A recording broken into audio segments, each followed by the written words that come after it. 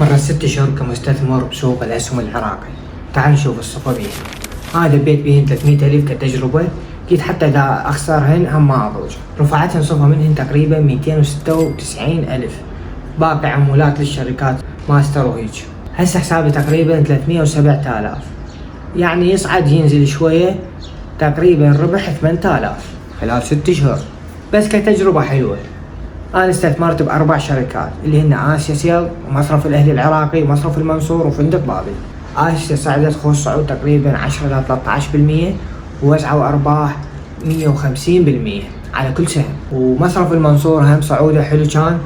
أما فندق بابل يمكن أسوأ شي سويته بحياتي، سهم تعبان، لا يصعد لا ينزل هيك، بس يعني صار له 6 شهور خسرت يمكن 700 دينار. هسه لو خسرانها ما ضوج. مصرف الأهلي العراقي نزل نزلة قوية كلش، وهو اللي خسرني تقريبا، يعني خلى الربح 10,000. بس راح استثمر بيه أكثر بالفيديو الجاي.